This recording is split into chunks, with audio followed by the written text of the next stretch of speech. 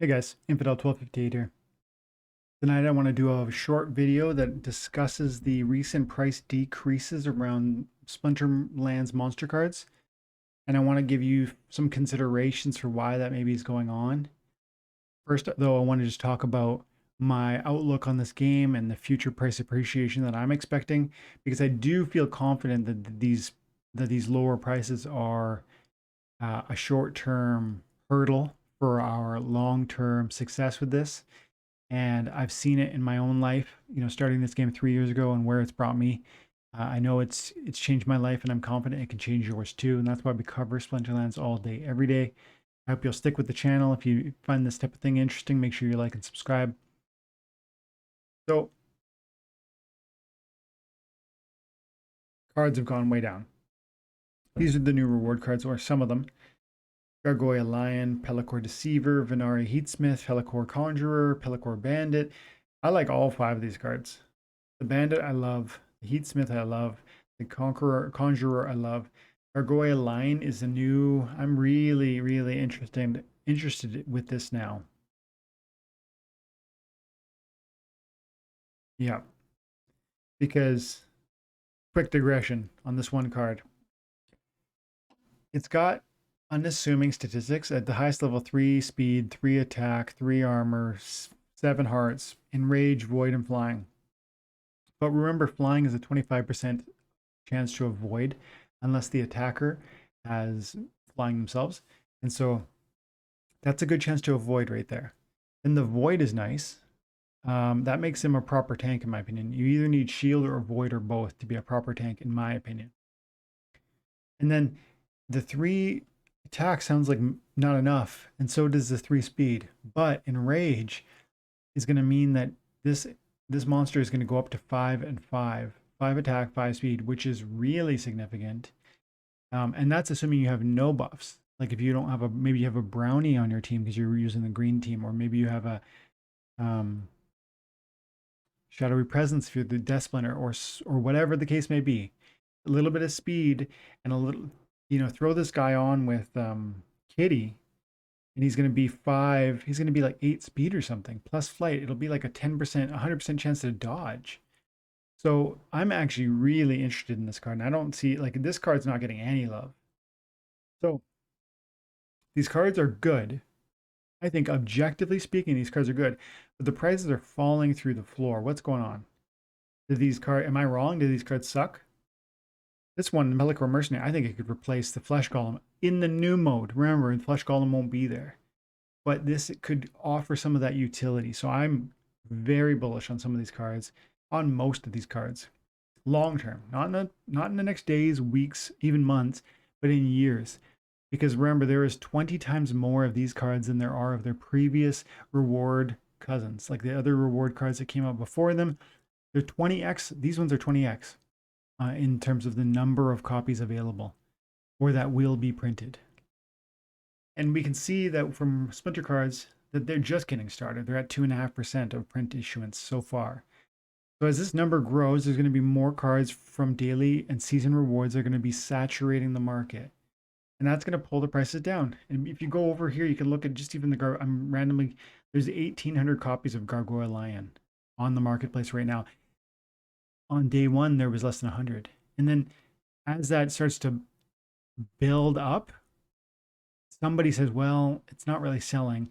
This guy's tried 10 cents. This guy tried 9.7 cents, 9.5 cents, 9.3, 9.2, until it finally catches hold and starts selling. And someone like me comes along and buys 400 copies, and that moves the needle. And, yeah, it sounds like a lot, 1,700 copies, but it takes 400 copies to get a maxed version. So all it would really take is a couple people, even one person with deep pockets, to come along and say, you know what, I like this card enough, and I'm going to buy 800 copies of it. And believe it, it could happen. It happens. It's happened before like I've seen it happen, and I sell enough cards on the market that what would happen. I just come in one day and I'll see I made $100 yesterday on my and my DEC is way higher, and I look at it and it's like, oh, some whale bought the whole market. Like you click on the old sales, and you'll see he he bought $200 worth of cards from like who, and it shows me which cards I sold and which cards they sold and how much they paid, and you can just see these guys come in and they do that, and it could happen for this card or any of these cards, and I think it will. But there are factors right now that I want to talk about now that are standing in the way, that are being an impediment toward those types of future gains. And by the way, before we move into the impediments, the hurdles that we need to understand, let's first say I'm not talking about price appreciation in the next days or weeks.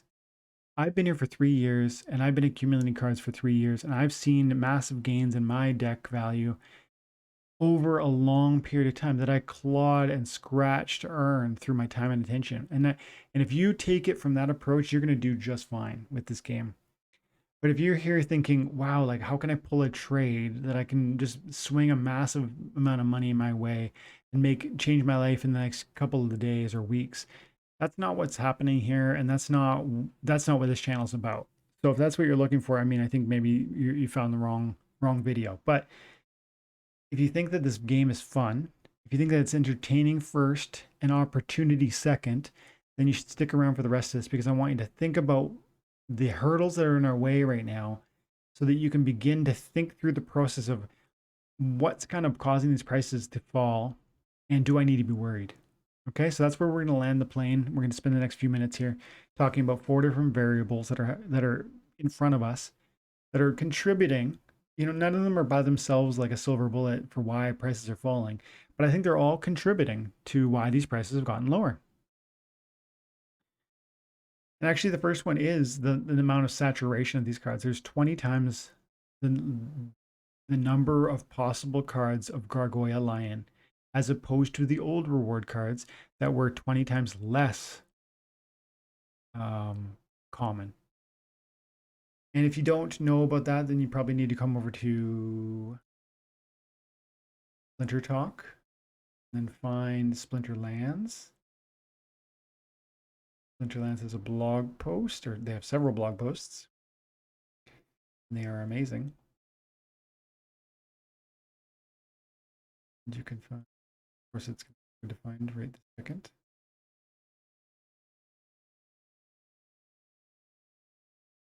Here we go.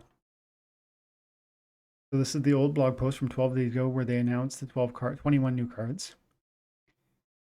In that announcement, we see data around how common these new cards were. And they said that they were 20 times more common than the old reward cards. That's super important because it tells you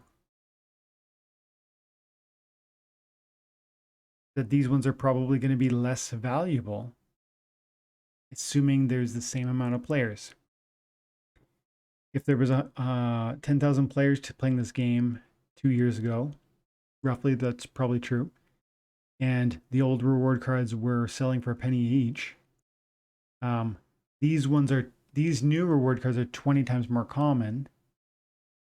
So if there was still 10,000 people playing this game, they would be worth 1/20th the price of the old ones, arguably, assuming the power and the utility of the card were equal. But that's not the situation. The number of players has gone through the roof, and so number of daily active accounts is 290,000 yesterday, and 100,000 a month ago. And so that type of growth, it used to be 10,000 people. It's literally 29 times the old amount of players. So 20 times the number of saturation on these new reward cards is not a real big deal, but it is in the short term. So the first consideration that we're talking about is the commonality of these new reward cards. There's 20 times them, and that's part of the reason why they're so much cheaper right now, because not only are there more of them, but they're actually more common in each of the loot chests. In the announcement, they said they were changing the reward card drops. It says updated loot chest reward percentages. Now there will be a new set of reward cards with higher print limits available as the loot chest reward. We will also be able to adjust the percentages for the different types of rewards. Once the new reward cards are released, the loot chest reward percentages will be updated as follows to 50%. 50% of loot chests are going to have one of these cards in them. It was smaller before. I think it was 25%.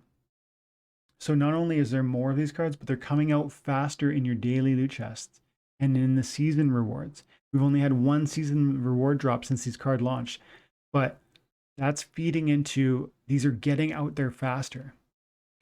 That's the first thing. They're getting out there faster and there's tons more of them. So that's the saturation of the marketplace. Again, as I tried to just delicately point to, I don't think it's a big deal long term because the number of users that have also soared. But we've got to think about this. These cards are way more common. Okay, so that's point number one. Point number two is that if you follow crypto, you know what's happening with Bitcoin and the rest of the market. Fell off a cliff. When Bitcoin goes from 49,000 to 42,000, that affects the whole marketplace, including Splinterlands. SPS was up around 29 cents, it's down to 22 again. Hive was around 80 cents, it's at 60 again. I don't think the crypto market, bull market's over yet. I've got predictions. I follow Blockchain Backer. If you don't know who that is, you should find him on YouTube. He's amazing. Does really in-depth analysis around XRP and the broader cryptocurrency marketplace, focusing on Bitcoin because of how tied the whole market is to Bitcoin. I think he's got a lot of great insight, and maybe you will too. But yeah, 42,000 down from 49 the other day. And I think Bitcoin's going to find a new leg up. Maybe not tomorrow, but soon. And when it does, it's going to take the rest of the market with it. And then Bitcoin is going to roll over at some point soon, in my opinion. It's going to find new lows. After it reaches new highs, it's going to find new lows. And that's going to be pointing towards the next bear market. Might be months away, might be weeks away, might be days away. I don't know. But I think a number of these tokens need to still reach out to higher highs. It's like XRP, Tron, EOS, Dash, Steam, Hive. These tokens haven't reached new like they haven't broken old all-time highs. I think they will. Maybe I'm wrong. Don't take that as investment advice, but I think they will. And so I'm betting that this whole market is going to have one more significant leg up. And that's going to be an exciting opportunity when these cards are part of that marketplace. So that's something also, like we've got the Bitcoin price drop. That's just this weight on these assets. People, when Bitcoin is up 25%, people are more apt to come in here and buy monster cards, aren't they? Aren't you? So that's factor number two. Also, if you guys don't know about I think it's Evergrande, the Chinese, yeah, Evergrande, right? It's like they keep saying it's like the Chinese Lehman Brothers, and they keep saying that it's pretty much collapsed on Friday, and over the weekend they told all their debtors like you're not getting your money. They said, and it's like big, it's huge. And if you don't know anything about derivatives, the whole web of banks is so interconnected with these derivative investments that it's like there isn't even assets behind the bank's debt that would be able to be seized and just pay it off. So it's like one domino falls and the other falls and the other, but it's not going to be localized to China. It'll be like China. If this is as bad as they're making it out, China, the economic crisis in China could be massive, and it leads to other economic crisis in Asia, but then the world also.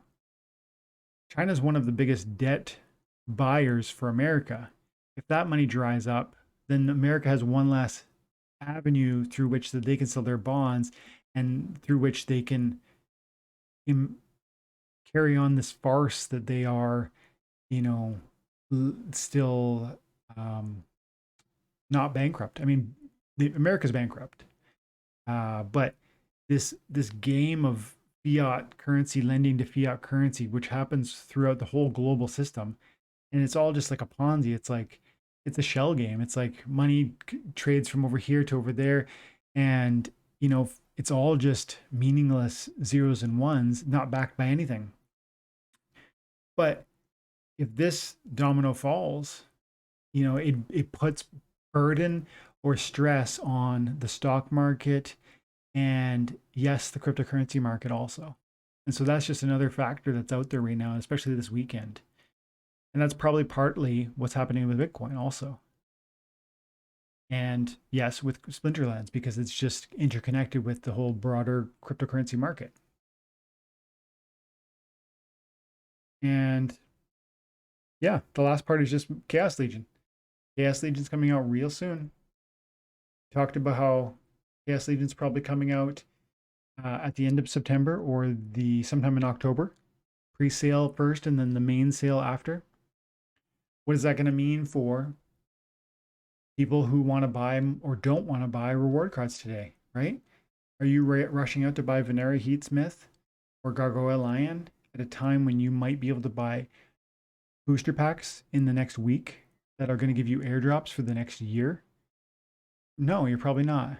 There's a lot of hesitation to buy these reward cards that are soaking and saturating into the marketplace.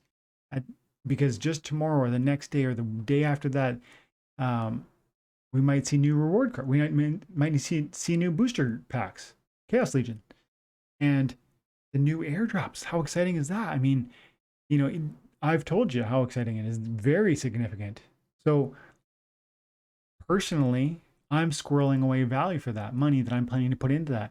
And you probably are too. And so is the other guy. And so is the other guy. And so, we get this build up of these cards that people just are trying to liquidate because they don't really see value in. Like I've told you before, people don't see the value in these cards yet. When new cards launch, people don't see the value in them. They just get rid of them because they've already got their 5 cards that they use all the time. And this is just one, I don't even really like the Heatsmith. So I'm just going to sell it. They don't understand how the meta can evolve. I think all of these cards are going to have a new place in that. Maybe not. I don't so much love this one actually, but I think they're all going to be contributing factors to a deck that wins. And you're probably going to want them all. If you have a really significant deck like me, I'm going to want them all. And so, yeah, but I'm not mortgaging the house to buy them, even though I think they're really cheap, because I know that Chaos Legion is just around the corner. I need to save some money for that. So those are the 4 considerations that I wanted to talk about, to try and give some explanation to you for why prices have dropped as they've dropped recently. Yes, these cards are more common. Yes, they're popping up much more often in the loot chests that we're all opening. Therefore, they're becoming more saturated in the marketplace. That's driving the price down. Also, there's been financial uncertainty in the world lately, like with the whole China economy thing, but also America. It seems precarious lately. Like even the debt ceiling hasn't been raised yet, and then Bitcoin has fallen almost 20. What is that? 15% probably. Um, and lastly, Chaos Legion is just around the corner. So it's like this perfect storm for these prices to go down. But I think if you have some money that you need some cards, if you need a deck of cards, and if you want some decent utility within this game, start looking. Like these are good cards. This Gargoyle Lion is a legitimate tank, and you could use it with any splinter you want. Pellicor Bandit is a great card, up there with the old Saber Shark. Heatsmith seems really interesting to me, especially in low mana matches. Pellicor Deceiver, I mean, I could take him or leave him, but the Retaliate and the Backfire are pretty cool. And this guy is, again, I can't believe these cards are 9 cents. Come on, dude. So that's my 2 cents on this marketplace. Not just on my general philosophy where these things are going. That's bullish, obviously. It's always been bullish. It's always going to be bullish. These cards are deflationary in nature. There's only so many of them, and the number of players is going up. So that's going to cause these prices to rise over a long enough time horizon. But if you're here for a week or two, you're not in the right place. Like, that's not what this is about. So just focus on the entertainment and just enjoy the eventual opportunity that comes from that entertainment, because that's what it is: entertainment first and opportunity second. And also just remember these four kind of things that are happening in the background, these influences that are affecting price, and just and know that it's not, the sky isn't falling. It's just there's a lot of things feeding into the price changes that you've seen. I'm not worried. I'm buying, and I will continue to do so. And I'll continue to keep you updated on what I'm doing within Splinterlands because I hope it adds value to your day and your understanding of where this game is and where it's going. Okay, guys, I'm going to leave it there. Thanks so much for your time and attention. Have an amazing day. God bless.